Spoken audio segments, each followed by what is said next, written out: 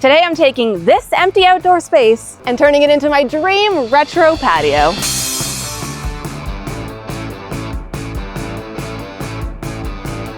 Welcome back to the series where I challenge myself to use thrifted materials and a love of all things retro to DIY our family home from this farmhouse to that 70s house.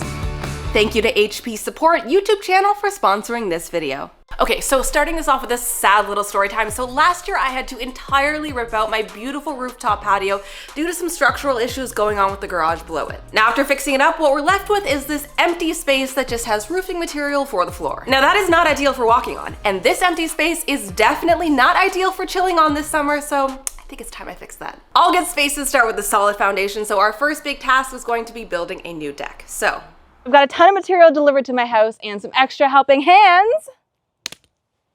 Let's get started. Okay, so the idea for the deck is we have to build like a big frame for the actual nice finished decking boards to sit on top of. So we're gonna do that all out of pressure treated wood because it is weather resistant, which is what we need. It's gonna be outside all season long. The other thing is that when we went to fix this roof, we built it on a slant so that water could run off. So we wouldn't run into the same problems we did before, which was the whole thing was sitting in water and rotting. So because it's on a slant and we want the deck to be nice and level, that support frame we're building right now needs to be on the opposite slant so that the deck is level, you know? So this is the pressure treat wood and we've cut it on an angle. So when we put it like this should be nice and level. Oh my God, it's beautiful. It's beautiful. Bless you. You good? Bless you. It's almost like there's dust in the air.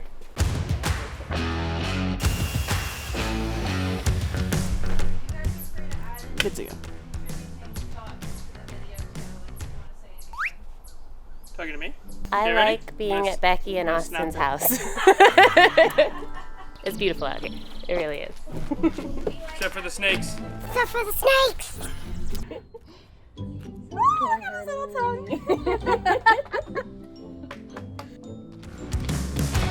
And because we cut the boards, we're now exposing a part of the wood that hasn't been pressure treated, sealed, so I need to reseal it. This is a sealer that does that, and I'm just gonna paint it on any of the fresh cut wood.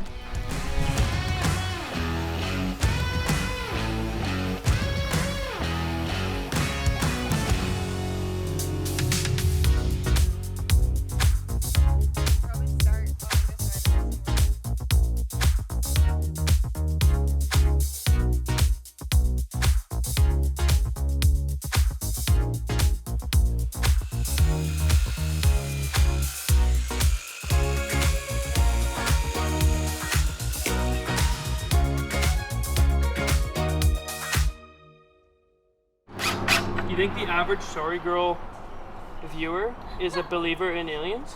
It would be hard to say. I don't think there's anything that's been previously questioned. We'll get Jules on it. She'll make a poll. We'll get Jules to make a poll. We'll get Jules to make a poll. Oh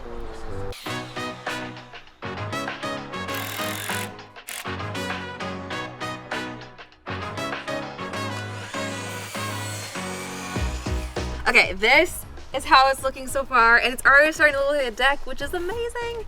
So we have all of the joist pieces that were cut on an angle all lined up, and we're connecting them all. One long piece along the back, and then in the middle are these things called blocking pieces, which are just sturdying the whole thing up. Beefing it up, that's correct. Beefing it up. But it's looking really good, and I'm so happy. It's going fast. Teamwork makes the dream work, right? And I always say that.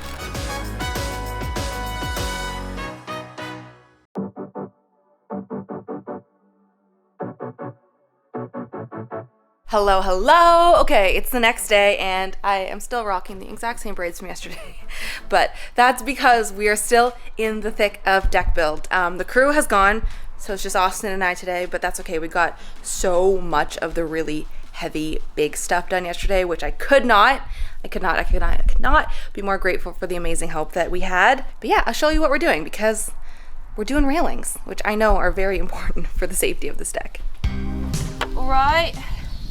We've got some posts in already. Progress is being made. Fantastic. I like your style, sir. I like your hat. Hello. Okay. Next post incoming.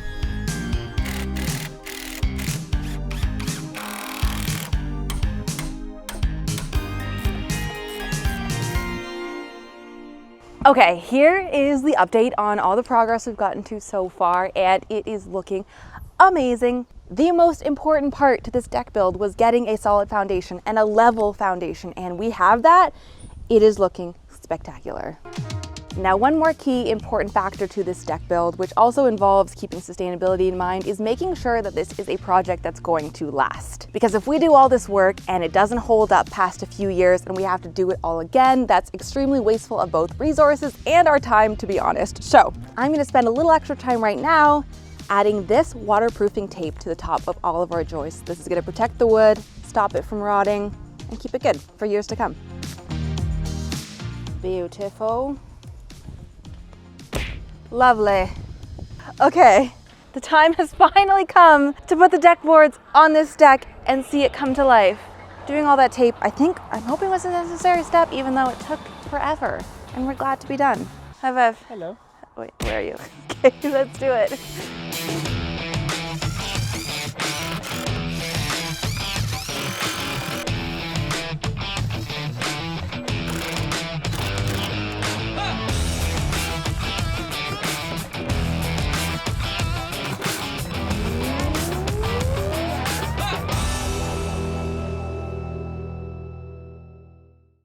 Hey, okay, so this is how it's looking now, which is just absolutely incredible, and I am so grateful to have a deck again that I can step on and walk around and just be up here and not worry about damaging the roof. But you'll notice we still have the posts for the railing here and no railing yet, and there's a reason why I haven't installed the railing, and it's because we want to bring a certain element up here that's quite large, and it would be easier to do it without the railing, so we can bring it up through the railing posts. I'll tell you about that in a sec. There's an Austin approaching, and actually he's an important part to this story, so let's go down. So I'm gonna drill a hole in the center so for the umbrella. I know this is 8 feet because I just measured it.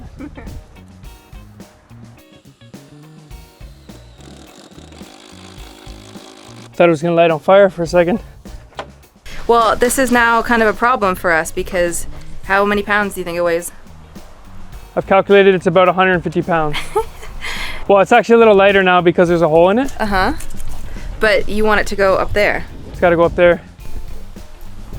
So you have a plan.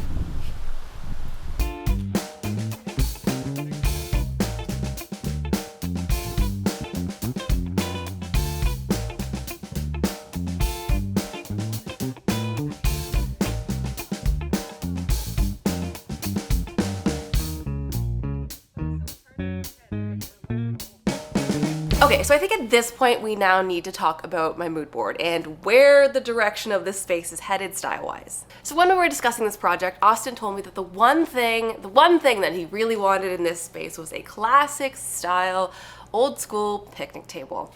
And now, of course, this whole house being a shared space, we have to keep both of our wants in mind. Now, as far as what I'm hoping for this space, I'm dreaming up a very 60s inspired, Palm Springs style, just retro outdoor oasis. Something that we could reference straight out of a Slim Aaron's photo. So a lot of clean classic shapes, some pastel bright colors, and of course, some retro patterns. Given the design of the classic and honestly timeless picnic table, like this is the picnic table, I actually think that this is gonna work pretty well in my design, and I think that's how compromise is done. I'm also now thinking about what DIY projects I can pull out of this mood board, and I do have a really fun one in mind that I'm gonna bring to life with the help of HP and HP support. I'm gonna be using my HP Envy Inspire printer for this project, and now is a really good time to make sure that your home printer is in good working order because you're gonna need it if you wanna follow along with this DIY. I don't know if you know this, but HP actually has an entire YouTube channel that covers a ton of different topics, like setting up your printer for the first time, maintaining it, and repairing any issues that you might encounter. I actually personally pulled up and followed along with the video they had on how to set up the HP Envy Inspire printer for the first time, and trust me, it made that process so easy. So I'm gonna link that exact video for you to check out down below, and I'll also link that exact printer because we are gonna use it later, but in the meantime, let's get back to that railing.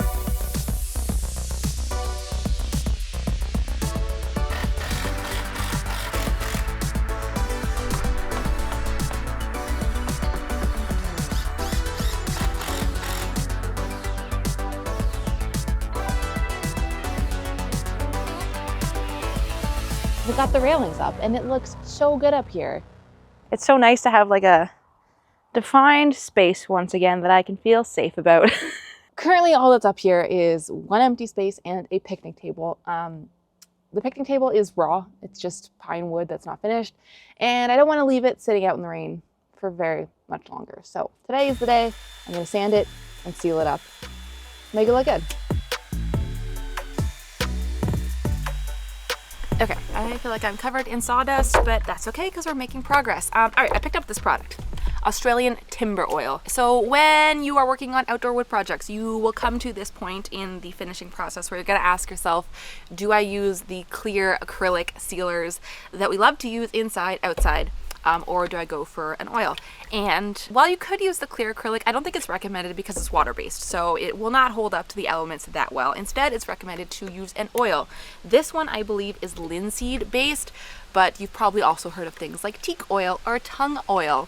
They're a bit heavy duty, which is why we don't always use them inside, but they're super good for outdoor use because they soak into the wood as opposed to like a clear acrylic will just sit on top. And what's cool about that is that it turns your pine wood into the same sort of abilities that something like a cedar or a teak wood has naturally, which those things are great for outdoor projects because they're full of so much natural oil already. So we are going to turn our basic pine into something that's almost as good as cedar by filling it with natural oil.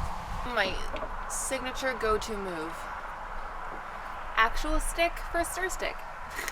Because I never seem to have actual paint stirring sticks, but what I do have is an abundance of natural sticks. I am nervous though because this is looking very opaque. Is that the word? Very thick. Not very oily. Is it a bad idea to start on the area that you will see the most with a product I've never tried before? Yeah, probably. Here we are.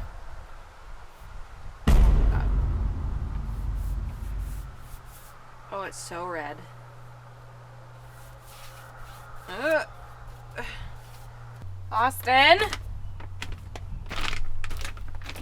I thought it would be more like a clear oil, but it's kind of orange. You gotta finish now? No, I don't. What are you gonna do, sand that off? I could if we decide it's terrible. Why is it so orange? You stir it? Yeah.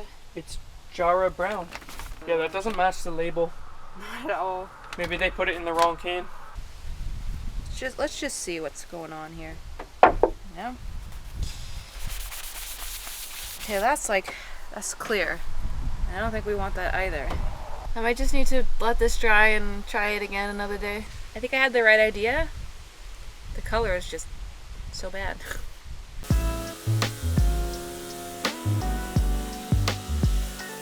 Okay, so I haven't been able to track down a natural oil that's in a tint that I like, so here is the new game plan instead. I'm starting with a traditional basic wood stain, and I'm doing this just so I can color the wood of the picnic table. It's so much better. Yes.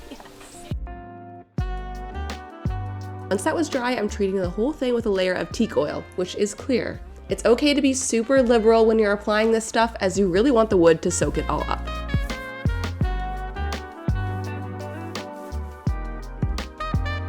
So we just had a bit of rain come through, and look how good this is at repelling the water. It's all just beating up on top, which makes me very happy.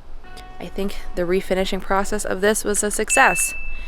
It's looking pretty weatherproof.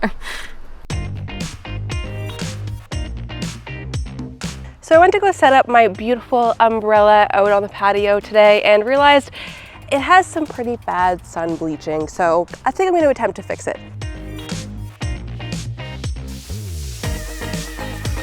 Now I've come out here with my cover and giant bucket and dyeing supplies because I was fully prepared to dye it in this. It's a large thing, it needs a lot of soaking room.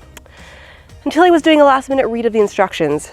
This is a synthetic material, and the synthetic dye only works if you're dyeing it at almost near boiling water temperature, which is not something I'm going to be able to achieve outside. The only way it's going to be possible is on the stovetop in my kitchen, and I don't think my pot's this big.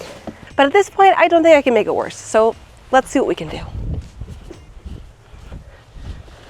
I saw one other person do something large with the synthetic dye mix, but they had like a literal like witch's brew cauldron sized pot outside with a propane gas flame underneath, like a giant Bunsen burner. That's the way to do it. I don't have that. So here's my thought. Put it in parts, let it soak for half an hour, pull it out, put in a new part. You know, I don't think I can make it worse at this point. I'm just trying to cover up the bleached spots with something more saturated. We've got the red and we've got the orange. Brit actually has this really handy color chart on her website that tells you how to mix almost any color you want.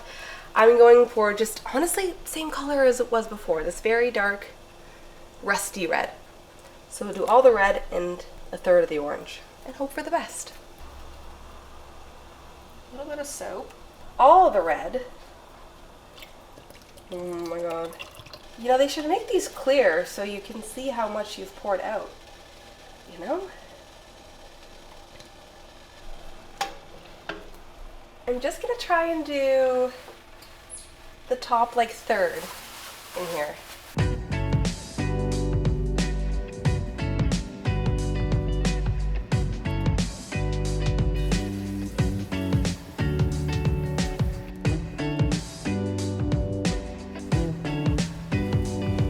Huh.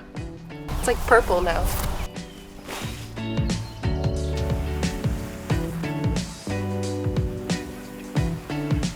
I just sprayed myself in the face with the hose because I thought I was pointing the other way.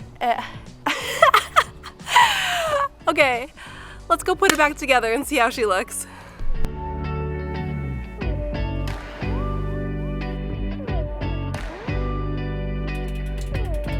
I'm hoping that if I leave it stretched, fully stretched to dry, that it will undo a lot of the wrinkles that just showed up. And I'm really hoping that it's not like boiling water caused the wrinkles and boiling water is the only thing that can undo the wrinkles. But hey, it's supposed to be nice and hot and sunny tomorrow, so fingers crossed. It's also looking a little purple. If I smile enough, it will send signals to my brain to not worry so much. It will be fine. Okay, so every good retro umbrella has got to have what? Fringe. So today's mission, track some down.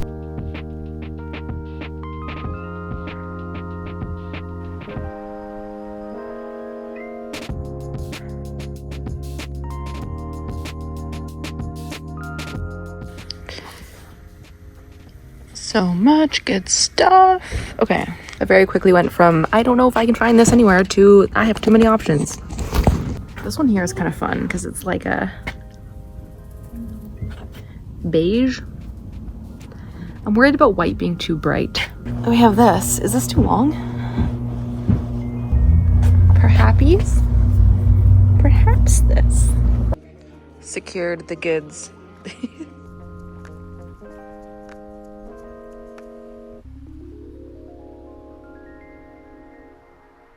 So I'm just removing the umbrella fabric from the frame once again and then using my sewing machine to do a very, very simple straight stitch to connect the trim to the edge of the umbrella fabric going all the way around.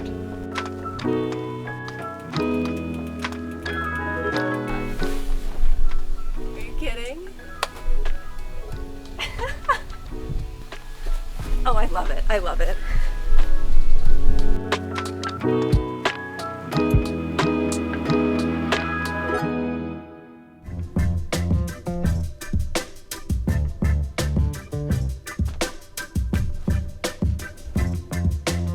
So last year I had this outdoor space decorated with this outdoor rug and 2 side chairs. Now I can already tell I am absolutely loving this new space so much that we're gonna wanna have a little more seating. I think we're gonna wanna have a lot of people over. Now I don't say this lightly, but I consider myself a bit of a marketplace expert. So it's hard for me to say this. I have been having a time trying to find secondhand patio furniture. Not because there isn't a lot, because there's so many, but I cannot get a person to reply to me. And if I do, it's already sold or someone's coming to pick it up. And as much as I want to sit here and complain, all that says to me is that people are shopping secondhand and I couldn't be happier. Really, I couldn't be. But I do want to get this space ready for summer and I cannot spend another month messaging people all day, every day about patio furniture. So I think I'm just going to head to IKEA. Just see what they have, you know? Just look at some options, just to see.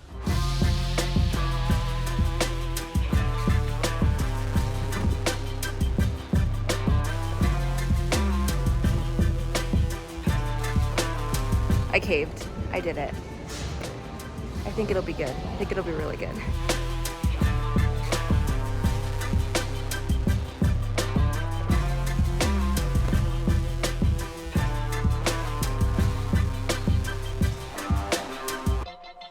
Cushions are on, outdoor sofa is looking amazing. So now is the time to get to that DIY project that I am very excited to bring to life with the help of HP and HP support. So I have these yellow striped cushions, which are going to be the perfect pop of color to my otherwise white sofa so far, but I do think that I can take them a step further. So my plan is to add a printable iron-on palm leaf design to both of these pillows. To make sure I do this right, I'm actually following along with a tutorial that comes straight from the HP support YouTube channel. I'm gonna link that video below, and I do recommend checking it out because there are a lot of different settings and you wanna make sure your printer is set up correctly to give you the highest quality print for this iron-on paper.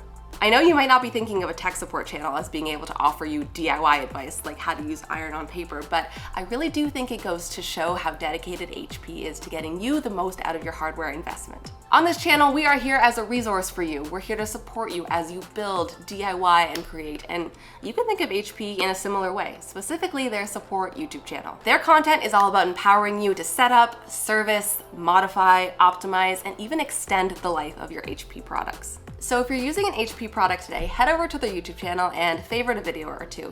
That way it'll be really easy for you to find again when you do have those support needs. And if you're not using HP products, perhaps by the end of this video, you'll be convinced to give them a try.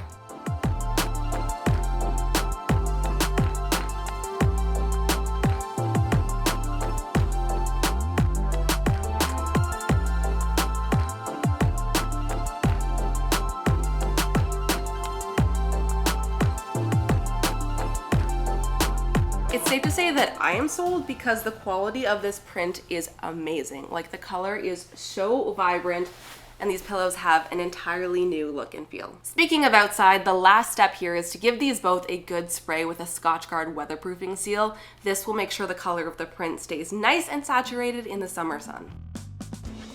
Okay, who remembers these?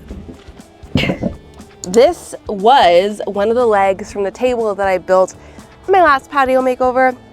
I don't need that table anymore because of the picnic table, but I thought these legs were cool, and since they're not being used, I think we can repurpose them into something new. I like the vibe of the really big square tiles, and I kind of need like a coffee table situation in front of the sectional. Not even a coffee table, just like a surface to place something on. So what if we turn this into a smaller, fully cubed mini table? I think it could be cute. There's probably a better spot to do this than like the side of my house, but these are so heavy that I'm cutting this here so I don't have to carry it anywhere else.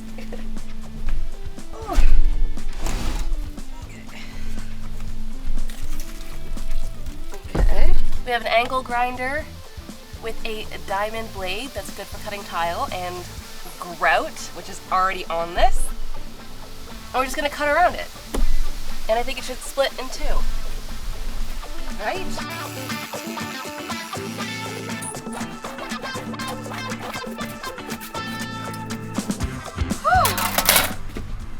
Okay. There we go. I was able to pry off a whole single tile from the old tile table leg, and I'm going to be using that and gluing it down to make the new top of the new table. Are we following? Then, using some of the same grout that I used last time, I just regrouted the whole cube and left it to dry.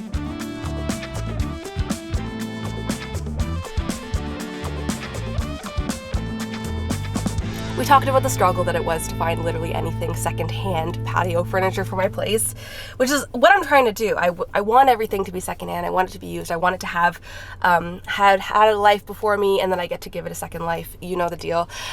It's been dry. So when I tell you this shock of the fact that within the same last 5 minutes, 2 separate people that I had messaged forever ago got back to me.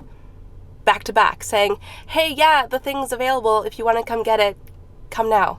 So here I am. I'm overwhelmed. I'm stressed. Now there's something available and it's real, and they're both pretty cool, and I don't know what to do. So we've got option 1 and we've got option 2. Now option 2 is double the price of option 1, but it is real vintage. These are 1960s wrought iron home crest design pieces. Stunning. Showstoppers. The other ones, I mean, they still sell them at Home Depot, to be honest. So they're not as exciting. They still have a vintage feel, but they're very much like not actually vintage. Do I get the thing that's gonna at least fit the mood and save me a ton of money? Or do I splurge on the thing that's actually truly vintage and beautiful? And as I'm saying the words, I think you know how I'm really feeling. I think you do.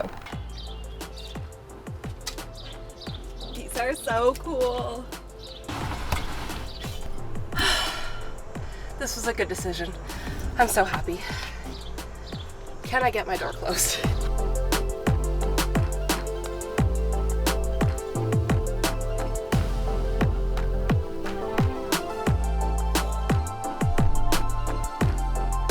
These have a patented rocking feature in them, which a patent from the 60s that still holds up is pretty sweet. And it swivels. Come on now. This was a good choice. This was a good choice.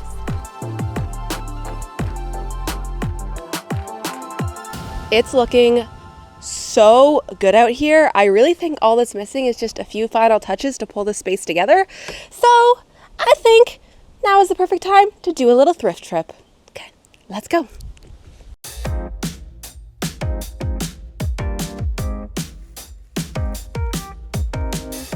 I wish that I had a place for this because it's beautiful.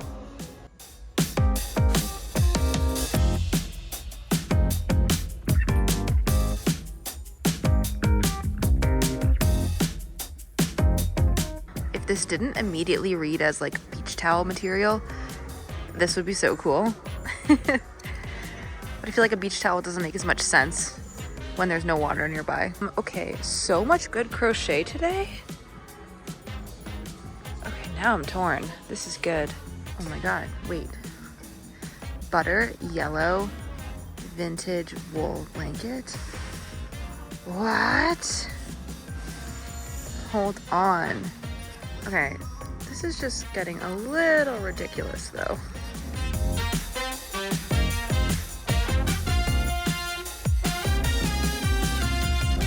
Okay, I'm back, and it was a very successful thrift trip in my opinion. So we'll do a quick haul. Let me just start with some textile stuff because these are pretty good. First off, now this is a marketplace pickup, but it's so good.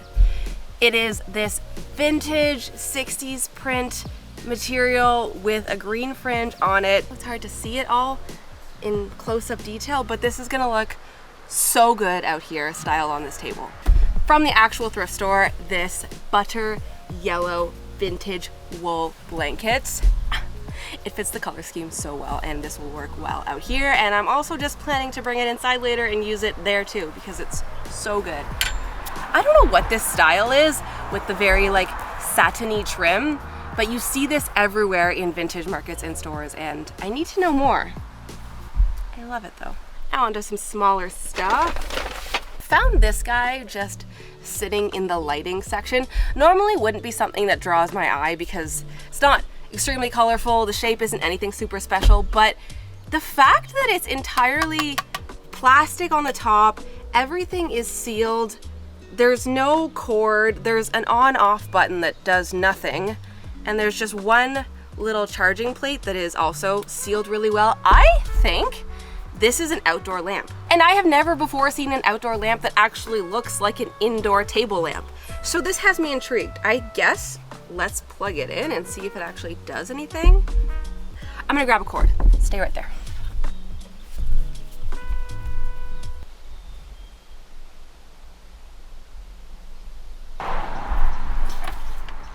Okay. Oh my. It's touch operated. Do you see that? She works! Okay, and it's not an ugly shade of blue light, which I was also worried about. I'm gonna assume that I'm correct, and this is fully meant to be used outside, and that's a score. That is a score. Next up, just a little candlestick. I honestly own too many of these, but when I see a really cool shape or color, the add to cart mentality just takes over me. This also, did I really need this? No, but did I think it'd be fun to add out here? Yeah. Doesn't look like much in the bag, but what it is a little X's and O's glass game set, and it's cute. And if anything is glass or stone or ceramic, that means it's generally weatherproof, and that's the kind of stuff we need for the patio. Picked up 2 things because I had a last minute idea for a DIY. Brain is never not working when I'm out. I thought I was done, but then I saw some materials in the store which sparked a project idea, and now I have to do it. But trust me, I think this is gonna be one of the simplest DIY projects that I have shared with you in a very long time. But it involves a plant pot base, which this one I just realized has a massive crack down the side. If you can see that, perhaps. But I don't think it's gonna matter for what I wanna do, hopefully. I think I can save it. And plate. Simple little plate. For the purposes of what we're doing, the flatter the plate is that you find, the better it's going to be. So on top of having both a pot and a plate, you'll also need a 1/2 inch threaded pipe and 2 1/2 inch flange pieces. And from these, we're going to be making a tiny little outdoor drink table. It's going to be so cute and easy. My pipe piece was 24 inches in length, but you can adjust this to however tall you'd like your table to be. Now directly in this pot, you'll also need to mix up a bit of cement. Yes, you can be doing this mixing directly in the pot because like I said, this DIY is going to be so easy. Slowly add in water and mix it well until you reach a peanut butter consistency. With your pot almost full of the concrete mix, add in your pipe with the flanges. Make sure to give it a good tap to get rid of any air bubbles. Also make sure you're using a level so that your pipe drives perfectly straight. And once it's fully dry, use some heavy duty super glue to just glue the plate to the top. And there you go, honestly, easiest little patio drink table DIY you ever did see. With this final project complete, it's time to bring this space together with a few final touches.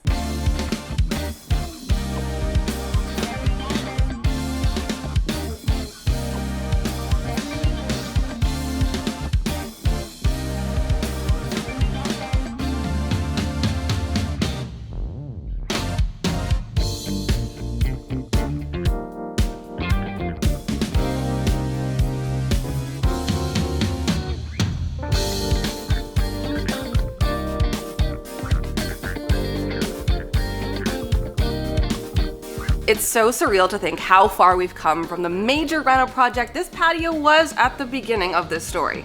All our hard work has certainly paid off, and I'm so happy with our new outdoor space. And I'm so grateful for all the help I had along the way to make this happen, especially from Rochelle and of course Austin. And also a big thank you to HP Support YouTube channel for sponsoring this video. And make sure you check out the HP Support YouTube channel linked in the description below. If you liked this makeover and you're looking for even more outdoor DIY inspiration, check out this patio makeover I did last year. See you there!